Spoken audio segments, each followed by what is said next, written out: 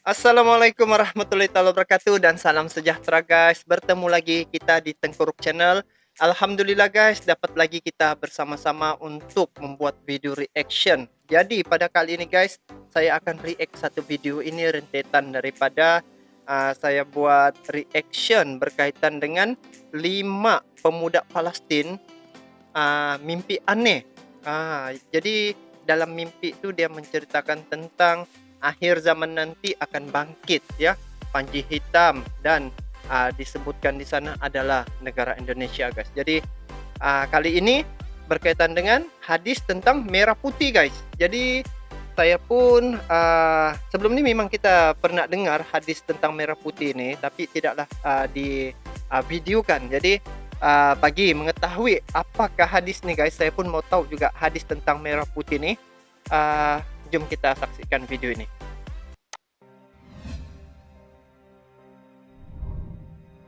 Di sekali ini adalah kiblat kita yang pertama, Masjidil Aqsa.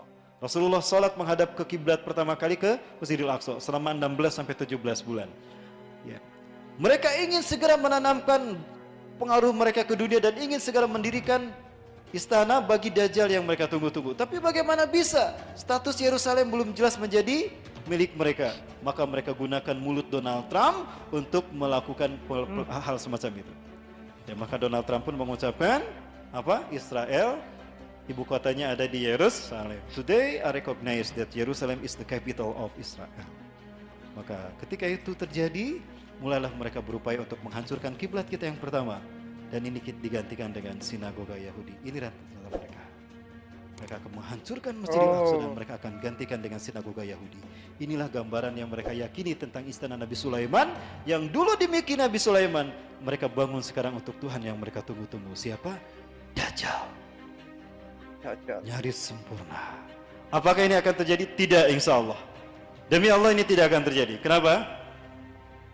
Karena ada kita Indonesia. Betulkah ada kita Indonesia? Baik, saya sampaikan bocorannya. Dari Sauban, beliau mendengar Rasulullah SAW bersabda, Inna Rabbi zawaliyal arda. Sesungguhnya Allah Tuhanku melipatkan bumi ini untukku. Hatta ra'aitu masyariqaha wa maghriba, sehingga aku melihat kekayaannya terbentang dari timur sampai ke barat. Wa atani al-kanzain, dan Allah memberikan 2 pusaka kepadaku, al-ahmar wal abyad, pusaka. Oh guys, gandingan bendera Palestina dengan Indonesia benih guys. Di mana ini guys? Di Palestina kayak ini, di Indonesia masa buat demonstrasi itu. Merah dan pusaka putih. Wa anna ummati, dan sesungguhnya umatku saya belum mulku amazawaliya minha, akan sampai kekuasaannya di akhir zaman dari timur sampai ke barat. Oh, Indonesia Kebangkitan Islam dan berkuasanya kembali umat Islam dari timur ke barat dunia akan terjadi setelah pusaka yang berwarna merah putih ini menguasai dunia. Dan siapa kalau bukan kita Indonesia? Maka saya minta kepada generasi muda kita, berbagai macam tantangan politik di tanah air kita, dipersekusinya ulama, diperkebirinya hak-hak umat Islam yang memerdekakan bangsa ini, itu adalah ujian tes water dari Allah, uji kelayakan dari Allah untuk kita. Pantaskah kita memimpin dunia? Maka siapkanlah hai kalian ke para pemuda-pemudi akhir zaman. Yang kita sambut adalah pertarungan besar yang mempertaruhkan reputasi para nabi dan rasul. Kalau dulu para nabi dan rasul hanya berjuang melawan kaum-kaum pembangkang, hari ini tanpa didampingi nabi dan rasul kita berperang melawan pasukan sang kampiun kesesatan. Mereka dipimpin langsung oleh Tuhan yang mereka sembah, iblis dan Dajjal. Ini adalah pertarungan paling bergengsi sepanjang pertarungan sejak peradaban dunia antara hak dan batil. Inilah yang diinginkan para nabi dan rasul. Ya Allah, tangguhkan ajal kami sampai umat Nabi Muhammad di akhir zaman. Saking inginnya mereka berjuang, saking mulianya pahala jihad di akhir zaman ini. Jangankan berjihad di jalan Allah ini, menghidupkan sunnah Rasul saja pahalanya 100 mati syahid. Betul? Man ahya sunnati inda fasadi ummati falahu ajru mi'ata syahidin. Barang siapa yang menghidupkan sunnahku, faqad ihya'u sunnah, hanya menghidupkan sunnah Rasulullah SAW, dia akan mendapatkan 100 pahala mati syahid. Asyhadu minhum, syuhada kami Rasulullah, para sahabat anda atau syuhada mereka? Bal syuhada minkum, bahkan syuhada kalian. Artinya di zaman penuh dengan tipu daya dan huru hara akhir zaman ini, siapapun yang menghidupkan sunnah Rasulullah, pahalanya 100 kali mati syahidnya para sahabat. Allahu Akbar. apalagi dengan jihad fisabilillah. Dan itu berharap kepada kita Indonesia. Saya yakin Indonesia. Saya yakin Indonesia. Ini yang membuat saya bangga menjadi Muslim Indonesia. Dan jika sinagoga sudah berdiri, lalu apa yang diinginkan Ya, oleh Yahudi? sinagoga. Maka di saat itulah berhasil iblis dan dajjal sampai pada puncak ambisi mereka mengalahkan Allah atas umat manusia, menguasai manusia dan memperbudak mereka tunduk sujud kepada iblis dan dajjal tanpa disadari. Inilah peta dunia yang hendak mereka ciptakan. Tidak ada artinya. Ini peta dunia, There guys. is not mean for the new world order without Jerusalem. And there is not mean for Jerusalem without Al-Aqsa. Ya. Dan Al-Aqsa harus dihancurkan, diganti dengan sinagoga tadi. Maka ketika itu negara-negara yang menjadi pembuka untuk masuk ke Al-Aqsa harus mereka kuasai. Ada Muammar Gaddafi di Libya, tumbangkan Muammar Gaddafi. Sudah terjadi belum? Di Mesir ada Muhammad Mursi, tumbangkan Muhammad Mursi. Sudah terjadi belum? Oh, Di Arab betul-betul. Saudi. Agak berat saya membahasnya, tapi saya yakin suatu saat akan Allah bukakan siapakah penguasa Saudi Arabia, siapa dinasti Saud sebetulnya. Saya yakin mereka bukan keturunan Arab, bahkan mereka bukan keturunan Rasulullah, tapi mereka keturunan Yahudi Irak. Betulkah demikian? Kalau ada kesempatan untuk membahas simbol-simbol Dajjal di Saudi Arabia, kita bertemu nanti, insya Allah. Baik, Suriah ada Bashar Assad. Jordania sudah dari dulu terpasung menjadi sandar politiknya Zionis Yahudi. Begitu pula dengan Lebanon, ada Hasan Nasrullah, pemimpin gerakan Hizbullah, bukan Hizbullah, Hizbullah. Jika semua ini sudah mereka kuasai, maka dengan lenggang kangkung, dengan legawa mereka akan mendirikan the New World Order. Saat itulah iblis dan dajjal akan datang. Tapi insya Allah, selama kita masih hidup di muka bumi, pantang kita membuat mereka melenggang kangkung mewujudkan ini, betul? Lebih baik kita mati meninggalkan dunia dalam keadaan syahid ketimbang menyaksikan kiblat kita yang pertama hancur di tangan mereka. Allahu Akbar. Saya rindu ingin kebangkitan, menyaksikan kebangkitan pemuda Indonesia. Ingat, pemuda-pemuda sekarang sudah banyak yang berhijrah, betul? Komunitas-komunitas pemuda sudah bangkit mereka. Ini isyarat kebangkitan Islam dunia tidak lama lagi. Dan itu ada di Indonesia. Ya. Ingat, di zaman penuh fitnah ini, umat Islam akan terbagi menjadi dua bagian. Fatun qasamul muslimun ila khaymatain. Khaymatun fihil munafiqun wala safihil mu'minuna walakin wahdah. Wa khaymatu saniyah fihil mu'minuna wala safihil munafiquna walakin wahdah.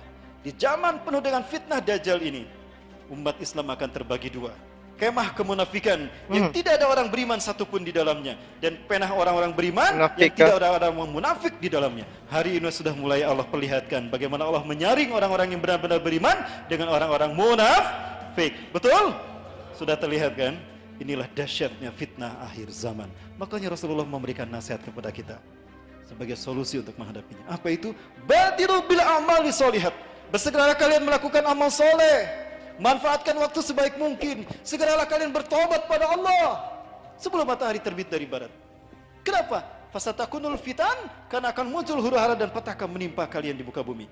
Kakita'il lail al-muslim, seperti potongan malam yang gelap gulita, berlapis-lapis, hantam terus, ada banyak fitnah demi fitnah melanda bangsa kita. Muslim gelap, susah dicari solusinya. Akibatnya apa? Saking dahsyatnya fitnah akhir zaman ini, orang berganti akidah dalam sehari. Yusbihu rajulun mu'minan wa yumsi kafiran, wa yumsi mu'minan wa yusbihu kafiran. Paginya beriman, sorenya kafir, sorenya beriman, paginya kafir.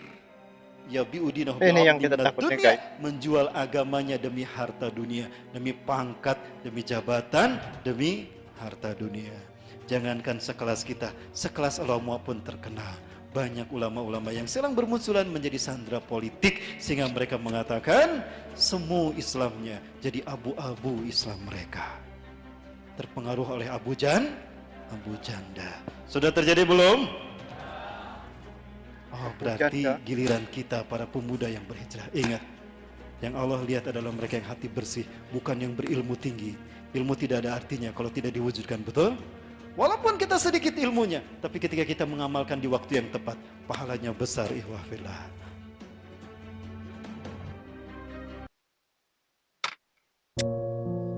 Oh, gitu pula guys tentang hadis merah putih nih. Kalau disebut tadi itu ada disebutkan negara Indonesia guys.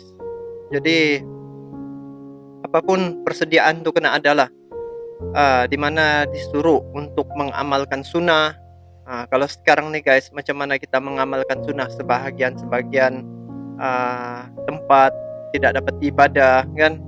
Macam mana tuh guys? Apa pandangan Anda? Boleh komen di bawah ya. Lepas tu dia bilang biarlah walau ilmu tinggi macam mana pun, tapi kalau hati tidak bersih, itu bukan yang dipandang oleh Allah. Sungguh pun dia mempunyai ilmu yang sedikit, tetapi dia amalkan, itu lagi bermanfaat. Jadi kita ambil kesimpulan di sini untuk pendekatan macam mana kita mau tergolong dalam golongan-golongan yang Allah maksudkan itu. Sucikanlah hati guys. Macam mana mau sucikan hati? Dia bilang perbanyakkan mengingat Allah. Itu adalah salah satu untuk menyucikan hati. Dia bilang aksiru biqauli la ilaha illallah. Dia cakap macam tu. Itu pernah saya pergi baca tu guys. Dia punya bunyi dia bilang kaifa jadidu imanakum, gitu. Dia bilang kena perbarui iman, sebab ada disentuh tadi. Dia bilang pagi beriman, sorenya kufur. Jadi kita kena sentiasa memperbarui iman. Jadi kalau kita ambil hadis, dia bilang jadidu imanakum. Ditanya oleh sahabat ya begitu. Lepas tu kaifa jadidu imanakum, aksiru biqauli la ilaha illallah. Baginda Muhammad SAW menjawab aksiru biqauli la ilaha illallah. Perbanyakkanlah mengucap la ilaha illallah untuk menyucikan hati. Begitulah lebih kurang, saya ini tidaklah berapa arif guys, tapi dengar-dengar begitulah. Jadi apapun kita ambil pendekatan mana yang terbaik untuk kita menyucikan hati, dekatkanlah diri kepada Allah. Sebab dunia mungkin sudah tua guys. Memang sudah tua, bukan lagi mungkin. Sebab sekarang ni fitnah Dajjal pun sudah nyata depan mata. Cuma kita saja tidak nampak guys. Kalau dibuka nanti kena take down ini channel ini.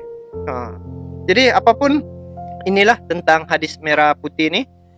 Yang disebutkan adalah dicakap tadi kalau merah putih ini macam bendera Indonesia kan, merah putih. Gitulah. Jadi kita doakanlah agar semoga kita tidak terjerumus dalam fitnah Dajjal itu. So itu saja daripada saya. Saya akhiri dengan wabillahi taufik wal hidayah. Assalamualaikum warahmatullahi wabarakatuh. Salam serumpun, salam silaturahim, salam persaudaraan untuk Anda semua. Assalamualaikum warahmatullahi wabarakatuh.